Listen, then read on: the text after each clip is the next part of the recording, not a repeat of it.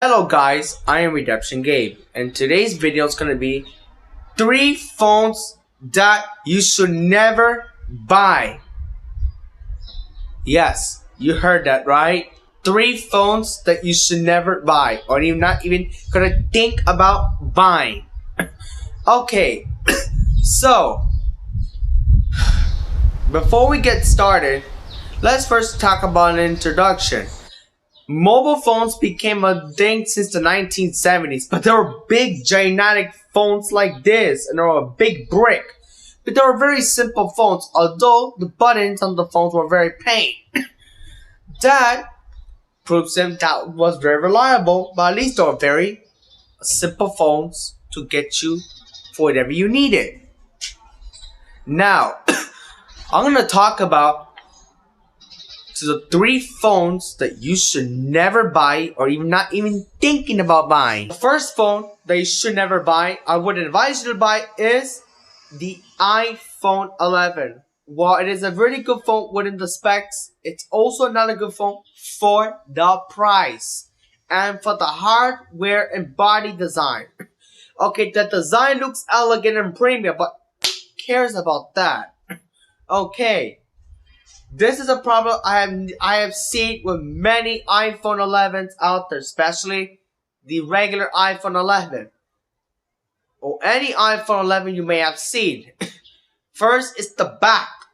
Apple, I have never seen a back glass before, and this back is really prone for it to crack.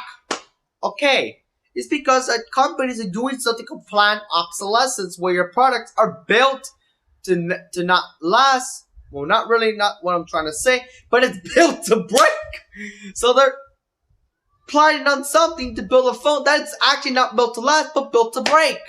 So, what an endless money pit for that stupid phone, where the repairs are high in those phones, and having to reprogram on these devices by many repair technicians that every time they fix your iPhone, it doesn't work anymore, because there's a lack of programming on it.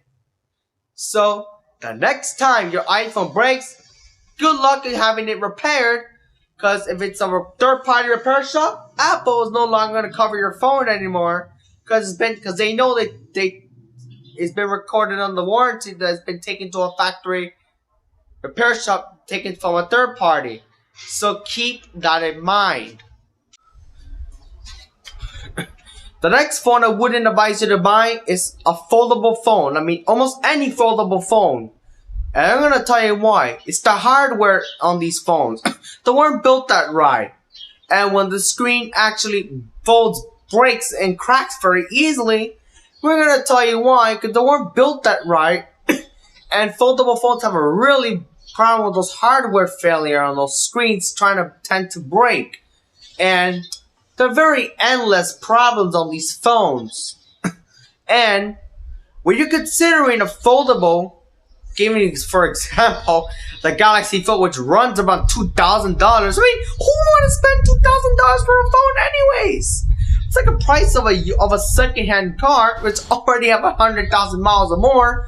You pay what you get for, and you have to pay more when you're expecting for those cars, because they're a 2.0 and they have high repair costs. But now we're getting to a point of they're making phones that the screen will flip, just like in those traditional flip phones.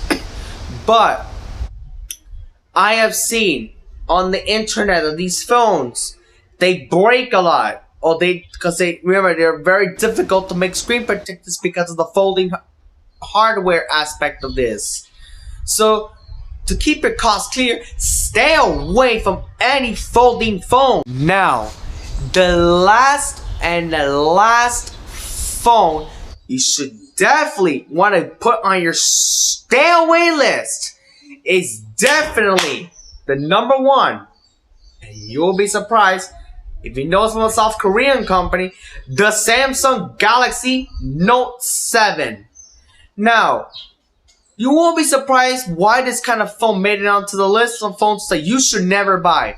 Although they don't make them anymore, but it has been recalled for many reasons, because I have a battery failure or something like this. But why would you ever buy a phone like this? Okay, they put something to the battery and then rushed it to the market. That's how the phone became a disaster.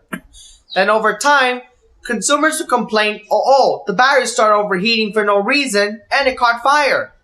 So that's what we call poor manufacturing on the phone, and I'm pretty well known Samsung because Samsung makes really good phones with handcrafted screens, and they're known for the AMOLED technology on those phones.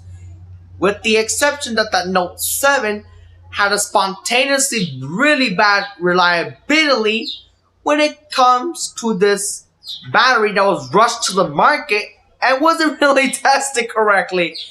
What they did is they forgot to add a safety device, or whatever they call it, a controller, that will prevent the battery from rupturing and overheat and spontaneously preventing the phone from bursting into flames. It was endless, on and on and on.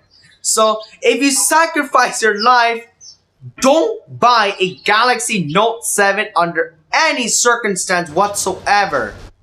There's an endless problem because the battery hardware is such a big nightmare. If you like this video, give it a thumbs up. If you don't like it, thumbs down. And tell me in the comment section what you think and if I should make a better video other than the 3 phones that you should never buy. So, if you want me other suggestions, tell me in the comments down below, and thank you. Have a good day.